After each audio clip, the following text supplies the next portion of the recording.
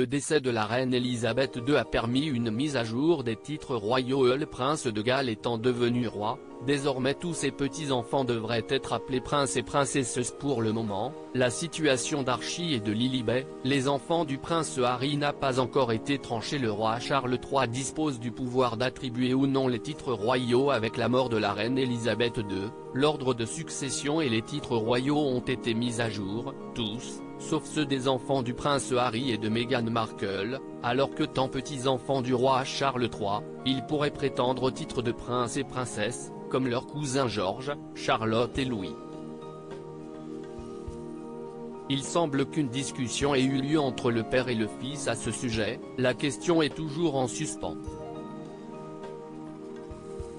Les laisser choisir quand ils seront adultes. Le prince Harry ne veut pas se prononcer pour ses enfants selon une experte royale, Roya Nika. Une discussion aurait bien eu lieu sur ce sujet entre le prince Harry et le roi Charles III, quand ces derniers ont été réunis lors des funérailles nationales de la reine Elisabeth II. Comme le relate The Mirror, les titres ont tous été mis à jour sauf ceux de Archie et de Lilibet. À la mort de la reine, les enfants de Harry, Archie et Lilibet, automatiquement petits-enfants du souverain, sont devenus Sar et princes et princesses. Donc, ils ont ça maintenant, mais ils n'ont pas été mis à jour sur le site web royal avec leurs nouveaux titres.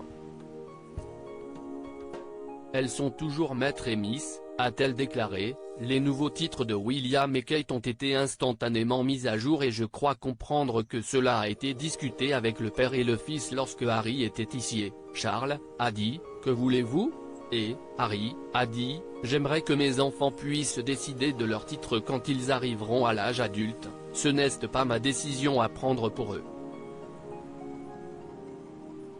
Et nous ne pouvons le faire que si nous gardons les titres.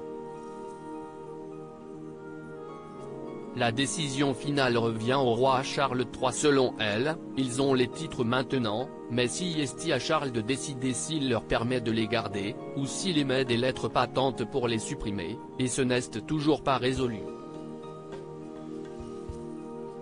Pour les experts, le moyen de les garder serait que Harry et Meghan Markle se plient au protocole lié au titre en question, un sujet épineux quand on connaît les personnalités des Sussex. Comme le relate The Mirror, il a été rapporté que le roi Charles pouvait offrir des titres à ses petits-enfants, mais non sans une mise en garde. Pour Katie Nicholl, auteur de The New Royals, le roi Charles III pouvait insister sur le fait que tous les titres donnés seraient assortis de conditions pour essayer de garder le couple californien sous contrôle, rapporte l'Express. Il va insister pour que Harry et Meghan respectent l'institution s'ils prennent les titres de l'institution. C'est très important pour lui, a rappelé Katie Nicholl, insistant sur le fait que les titres comptent pour Charles et qu'il ne les distribuera pas librement.